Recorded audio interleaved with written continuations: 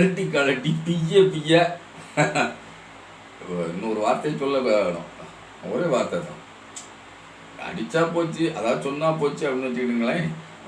அந்த வார்த்தையை சொன்னால் சேர்த்து சொன்னால் சரியாக போச்சு அப்படின்னு சொல்லுங்களேன். அதை வந்து யார் செஞ்சுருக்காங்கன்னா அதிமுகவினர். அதிமுகவுடைய செல்லூர் ராஜுவும் செஞ்சுருக்காப்புல. வைகை செல்வன் இருக்காருல்ல, நம்மவர் வைகை செல்வன் ரொம்ப வேண்டிய ஆள், வேண்டிய முடிச்சேன். ஆமாம், அவரும் அதை நல்லாவே செஞ்சுருக்காப்புல, திறம்பட செயல்பட, அதாவது சிறப்பாக செய்திருக்காப்புல. யாருன்னு கேட்டீங்கன்னா அண்ணாமலை வீத்து பாட்டாளி. எப்படி செஞ்சுருக்காப்புலன்னா, கொஞ்சம் நம்ம தேர்தல் பிரச்சார காலங்களில் அண்ணாமலை வந்து சும்மா இல்லைல்ல, எடப்பாடியாரை பார்த்து, அதாவது உண்மையாகவே அதிமுகவை நேசிக்கக்கூடிய தொண்டர்கள், அதாவது எம்ஜிஆரை ஜெயலலிதாவை நேசிக்கக்கூடிய இரட்டைலை மீது பற்றுள்ள பாசமுள்ள தொண்டர்கள் நிச்சயமாக தமிழ்நாட்டில் இருக்கிறார்கள். அவர்கள் விலை போக மாட்டார்கள். அவர்கள் கட்சியிலிருந்து ஆயிரக்கணக்கில் பணம் கொடுத்தால் வாங்கிக் கொள்வார்கள், அது மாற்று கருத்து இல்லை. அது வாங்குறாங்க, அதனால். ஆனால் நிச்சயமாக விலை போக மாட்டார்கள் உண்மையான தொண்டர்கள். அதாவது சுயலாபத்துக்காக, அதாவது சுயலாபம் அடைந்தவர்கள் தான் அதிமுகவில் இருக்கிறாங்க, பெரும்பான்மையாளர்கள் இருக்கிறார்கள் என்று அவர்கள் 2ஆம் கட்ட 3ஆம் கட்ட ஒன்றிய செயலாளர்கள் வரை இருக்கின்றவர்கள் வந்து அவர் ஒரு லாப நோக்கத்தோடு இருக்கிறார்கள். கட்சிக்காக நம்ம சிறிதேனும் ஒரு 20% செலவழித்தால் 100% நம்ம ஊழல் செய்ய வேண்டும், கைவிட்டு பெற வேண்டும் என்ற நிலையில் இருந்து அந்த காரியங்களை செய்திருக்கிறார்கள் ஆட்சி அதிகாரத்தில் இருக்கும்போது. இப்போது என்ன, இப்போது திமுக தான் ஆட்சியில் இருக்கிறார்கள் என்றாலும் கூட பெரும்பகுதி ஒன்றியத்தில் அவர்கள்தான், ஒவ்வொரு ஒன்றிய பகுதிகளும் அவர்கள்தான் பிரதானமாக கான்ட்ராக்டர்களாக இருக்காங்க. புதுசாக திமுக எவனுமே கான்ட்ராக்டாக வந்து உள்ள ஜெரிக்கிட முடியலை, இன்னைய தேதி வரை முடியலை. ஏன்னா இப்போ திமுகவுக்கு இடம் அளிப்பதாக இல்லை போல, அது விஷயம். நம்ம சில உண்மைகளை சொன்னால் அவர்களுக்கு நெருடலாக இருக்கும்னு வச்சுக்கோங்களேன். இப்போ காவல்துறையில் உளவு சொல்வதாக, ஒற்று வேலை பார்ப்பதாக இருந்தால் கூட அதிமுகவை சேர்ந்தவர்களே தான் இருக்கிறார்கள் பெருமளவில். திமுககாரங்க இன்னும் கூட அந்த மாதிரியான வேலைகளை செய்யவில்லை. அது ஒரு ஈனத்தனமான வேலை அப்படின்னு அவங்க அதை பெருசாக எண்ணுவது போல தெரியலை அப்படிங்களா. ஏன்னா அது காரியம் சாதிப்பதும் அவர்கள் அதில் கையூட்டு பெறுவதுமாக வேலைகளை அதிமுகவினர் செய்து வருகிறார்கள். நம்ம கிராமத்தில் நடக்கிற கூடிய ஒரு செயலை நம்ம சொல்லுதோம். மற்றபடி நகர வாக்கில் வேற மாதிரி இருந்தால் நம்ம பார்க்கல, ஐயா யாமறியேன் அப்படின்னு சொல்லிக்கிடுவோமே, ஒன்றும் பிரச்சனை இல்லை. நமக்கு அதில் என்ன பிரச்சனை இருக்குது? இப்போ பாருங்க, அதிமுகவில் இருக்கக்கூடிய இந்த ஓபிஎஸ் தொண்டர்கள் அல்ல, ஓபிஎஸ் தான் நான் தான் உண்மையான அதிமுக. எடப்பாடி பழனிசாமி காணாமல் போய் கூட அவர் வந்து ஒரு இடத்திலாவது டெபாசிட் வாங்க மாட்டார், அவரை தோற்கடித்து காட்டுவது தான் என்னுடைய வேலை என்று ஓபிஎஸ் அவர்கள் அறிவித்து விட்டார்.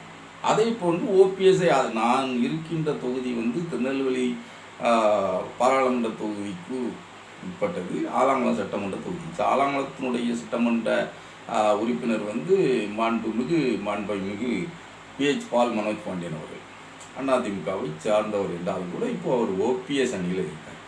அவர் எம்எல்ஏவாக இருப்பதனால் அவரை நம்பி சில கிளை செயலாளர்கள் இருக்கிறார்கள். அவர்களிடம் பேசி பார்த்தால் வந்து எங்களுடைய நோக்கமே எடப்பாடியை வீழ்த்துவது தான் அப்படிங்க. சரி, சசிகலாவை வீழ்த்துவதற்குத்தான் நீங்கள் எடப்பாடியோடு கூட்டி சேர்ந்தீர்கள். சசிகலாவை முதலை வீழ்த்த வேண்டும் என்றுதான் தர்மயுத்தம் நடத்தினீர்கள். அதாவது அரசியலில் எதுவுமே சாத்தியம்தான், எதுவுமே நிலையாக இருப்பதல்ல, மாறக்கூடியது. மாறி வரும் காலத்திற்கு மாற்றங்கள் தான் நிரந்தரமானது என்பது போல்தான் இருக்கும் அரசியலில். அதில் எந்த மாற்று கருத்தும் இல்லை, அது உண்மைதான். அப்படி என்றாலும் கூட ஒரு வன்மத்தோடு, ஒரு வெறியோடு சசிகலாவை அப்புறப்படுத்த வேண்டும் அந்த மன்னார்குடி கும்பல், மாபியா கும்பல். ஆகவே அந்த கும்பல் தான் அம்மையாரை, புரட்சி தலைவி அம்மையாரை கொன்றது.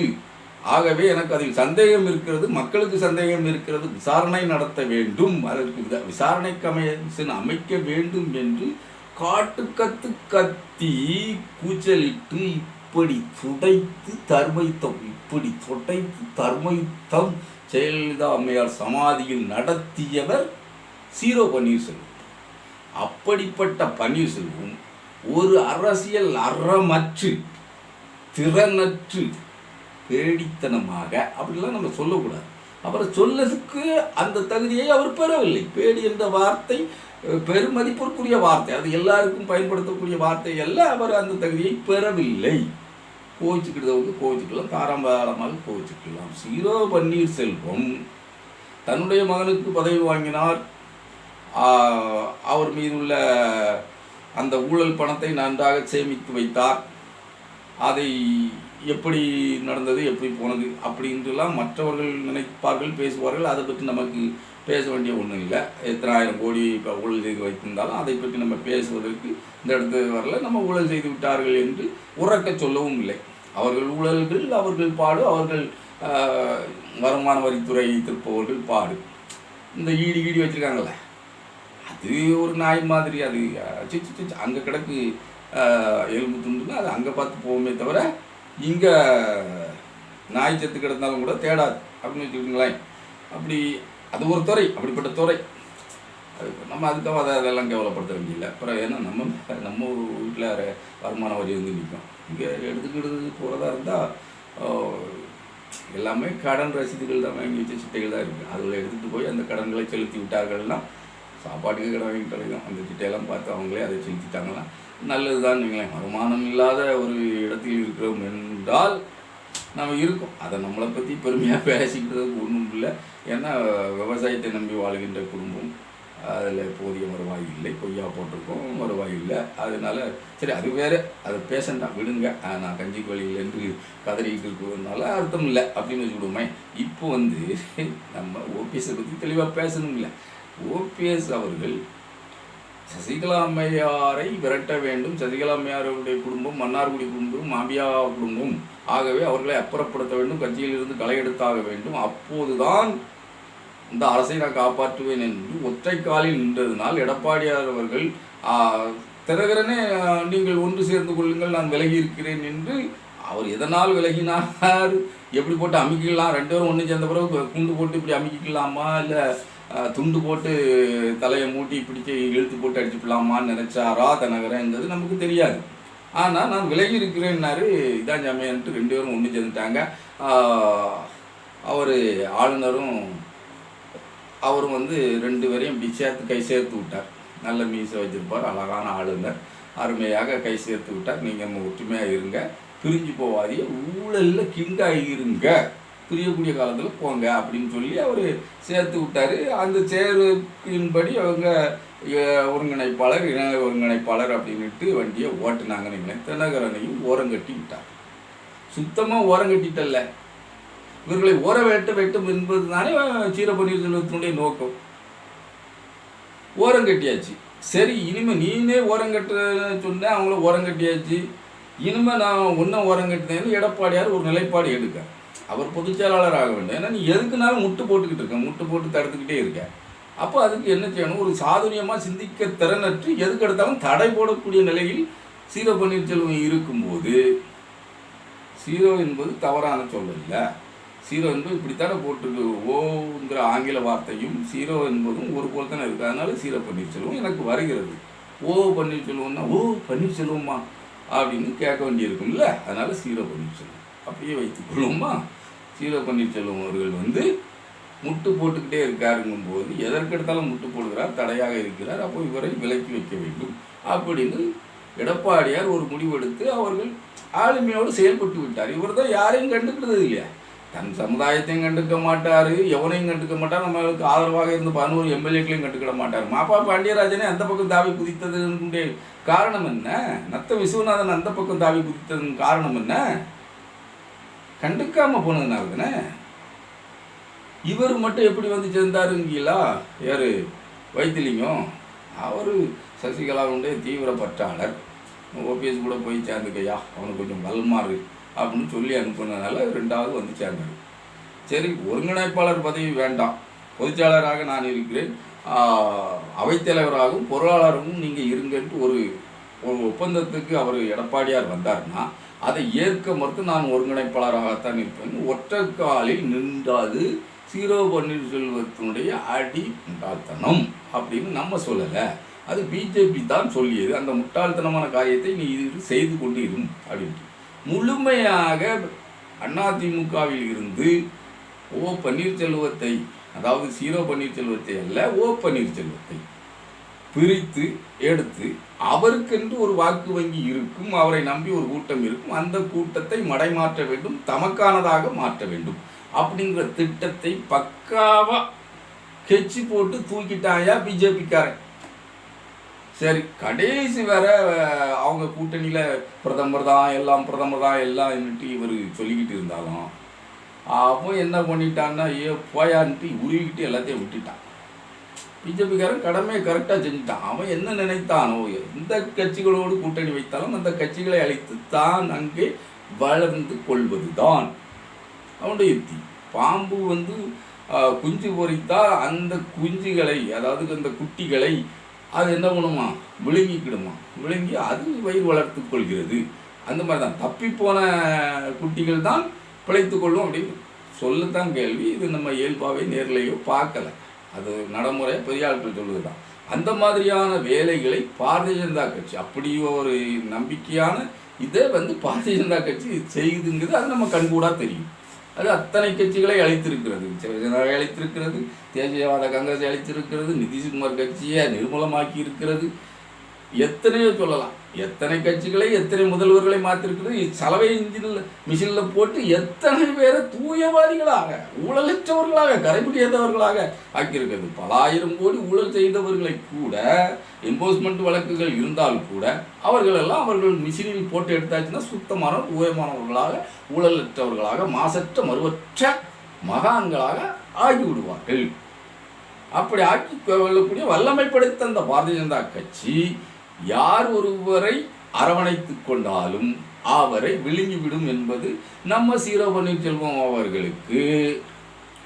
இப்போ அதை முட்டை பன்னீர்செல்வம் சொல்லாங்களா, அது உங்கள் விருப்பம். முட்டை என்ன வேணாலும் சொல்லிட்டு போங்க, அது உங்கள் விருப்பம், நான் சொல்ல மாட்டேன். நம்ம அரண்டவன்சாமி சேனலில் அந்த மாதிரியான அவதூறான வார்த்தைகளை பேசுவது நம்மளுடைய இயல்பு இல்லை. ஆகவே அப்படி சொல்ல மாட்டேன் அப்படின்னு வச்சுக்கோங்களேன். அப்போ இவரை அவர்கள் விழுங்குவதற்கு தயாராக இருக்கிறார், இவரை நம்பி இருக்க வாக்குகளை விழுங்குவதற்கு தயாராக இருக்கிறார்கள். அப்படிங்கிறது இவருக்கு ஏன் தெரியாமல் போனது என்றால், இவர் வைத்திருக்கும் பணத்தை காப்பாற்றி கொள்ள வேண்டும் அப்படிங்கிற ஒரு எண்ணத்திலாக இருக்கலாம். நம் மீது எந்த ரைடும் வந்திருக்கக்கூடாது, வந்துவிடக்கூடாது. தலைக்கு மேலே கத்தி தொங்கிட்டு இருக்கு, அவர்கள் எஜமானர்கள், நாம் இருன்னா இருக்கணும், எந்தினா எந்திக்கணும், இதுதான் நம்ம வேலை. அவர் அது கடமையை கண்ணியமாக செய்தார். அவருடைய நடை அசையாமல் நடப்பதில் கைதேர்ந்தவர் நம்ம சீரோ பன்னீர்செல்வம்னு வச்சுக்கிட்டுங்களேன். அந்த காரியத்தை அழகாக செய்து கொண்டார். கடைசி நேரத்தில் என்ன பண்ணிச்சு பிஜேபின்னா, நீங்கள் எதில் வேணாலும் நின்றுடுங்க, உங்களுக்கு சீட்டு இல்லை. பிஜேபி 23 தொகுதியில் நிற்குமா? பெரிய அதிமுக கட்சி என்று சொல்லக்கூடியவர், சின்னத்துக்காக போராடக்கூடியவர், அதிமுகவை மீட்டெடுப்போம் என்று சொல்லக்கூடிய சீரோ பன்னீர்செல்வத்துக்கு சீட்டு நகி. அவராக போய் அவரே அவருடைய முடிவை அறிவிப்பார், சுயேட்சையாக நிற்பார் ராமநாதபுரத்தில். அதுவும் தேனி தொகுதியில் என்னன்னு, நீ எம்எல்ஏவாக இருக்க, எதுக்காக எம்பி தொகுதியில் போய் நிற்க? ஜெயிக்க முடியுமா? உன்னுடைய தேனி தொகுதியில் நிற்க முடியல. சரி, அப்போ நான் எதுக்கும் அப்பாற்பட்டவன், அதாவது எல்லாவற்றுக்கும் அப்பாற்பட்டவன், காலம் கடந்து, ஊர் கடந்து, மைல் கடந்து நான் அப்பாற்பட்டவன், கட்சி ரீதியாக நான் அனைவருக்கும் ஆனவன் அப்படின்னு நீங்க நிரூபிக்கணும்னு நிற்கன்னா ராமநாதபுரத்தில் எதுக்கு போய் நிற்க? ஜாதிய வாக்குகள் பலமாக இருக்கிறது, அதை நம்ம வாங்கி கொள்ளலாம். இந்த கெட்ட எண்ணம் தானே, நல்ல எண்ணம் இல்லை. இந்த கெட்ட எண்ணம் மற்ற இடங்களில் பிஜேபிக்கு ஆதரவு, அவர்களுடைய ஆதரவாளர்கள் எல்லாமே பிஜேபிக்காரனா. இன்னைக்கு தாமரையில் ஓட்டு போட்டவன் நாளை உன்னோடு நீ ஒரு கட்சி ஆரம்பித்தால் உன்னோடு வருவானா? வரமாட்டான்ல. அவனை தான் செமையா அவன் கவனிச்சிருவானே. கவனிப்பு தானே இப்போ முக்கியமாக போச்சு.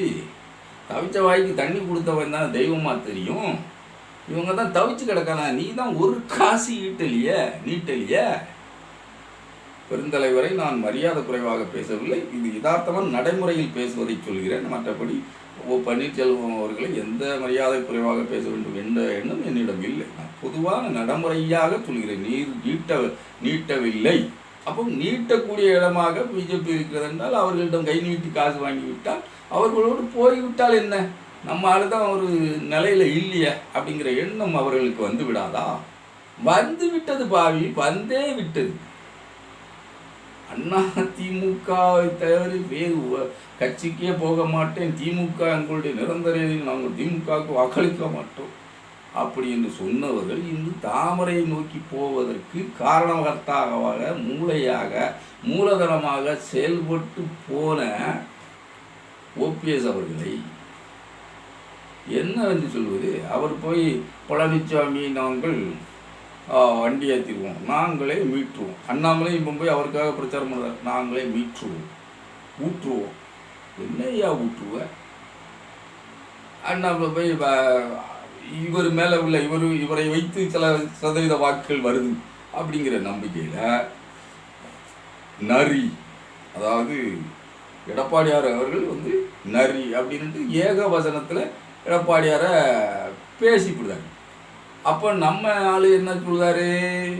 நம்ம சொல்லூர் ராஜ் அவர்கள், ஏ தம்பி ஐயா, வீடியோ பாருங்க. சேர்மனாக இருந்தவர் எத்தனை பதவி, நீ ஒரு பதவியில கவுன்சிலர் பதவி கூட நின்று ஜெயிச்சதில்லை. அதுவும் ஒரு தேர்தலில், போன சட்டமன்ற தேர்தலில் நாங்க இருந்து 1000 ரூபாய் கொடுத்து உனக்கு ஓட்டு போட மறுத்துட்டாங்க மக்கள். இன்னைக்கு நீ கோவையில நிக்கிற, நல்லா மாட்டிக்கிட்ட. அது தம்பி, நீ உண்மையிலே படிச்சு பாஸ் பண்ணியா, பிட்டடிச்சு பாஸ் பண்ணானா தெரியல சார்.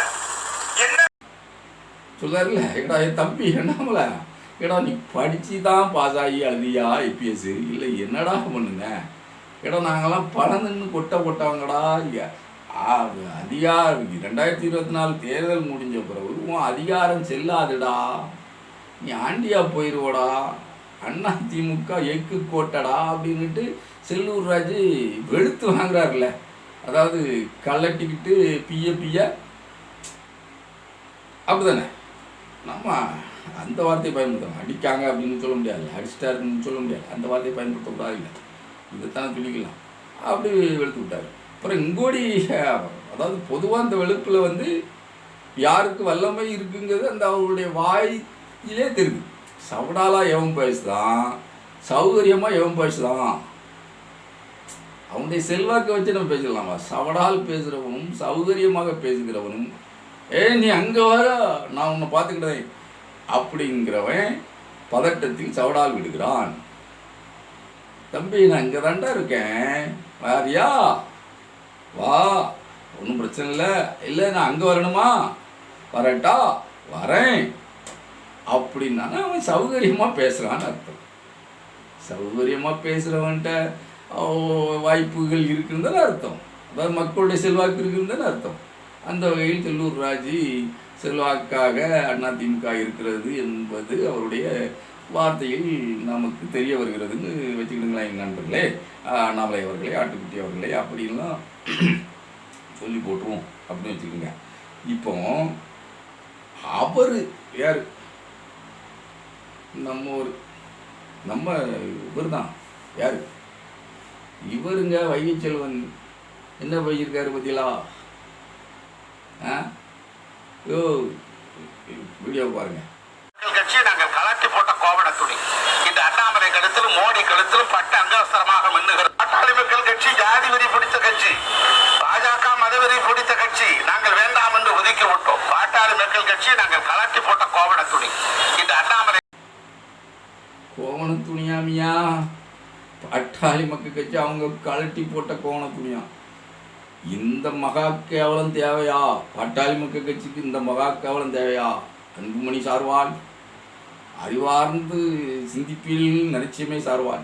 உங்களை போய் நீங்கள் கழட்டி போட்ட கோண துணி, அதை துண்டா தோளில் போட்டுக்கிட்டு அமித்ஷாவும் மோடியும் அண்ணாமலையும் திரிகிறாங்க. ஆடா எச்சகலவேளா அப்படின்ட்டு ஏளனமாக வைகைச்செல்வன் பேசுகிறாரு. கழட்டி போட்ட கோண துணின்னு உங்களை எதுக்கு சொல்லுதாருன்னா, எதுக்கு சொல்லுவார்?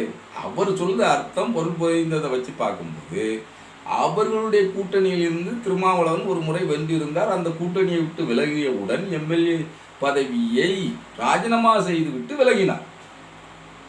அந்த சுயமரியாதை, தன்மானம், அந்த ஒரு உயரிய நம்பிக்கை, உயரிய அந்த அழகு அந்த உயரிய பண்பு உங்ககிட்ட ஏன் இல்லாம போச்சு? எதுக்கு இல்லாம போச்சு? உங்கள்கிட்ட பணம் இல்லையா? உங்கள்கிட்ட ஆள் இல்லையா?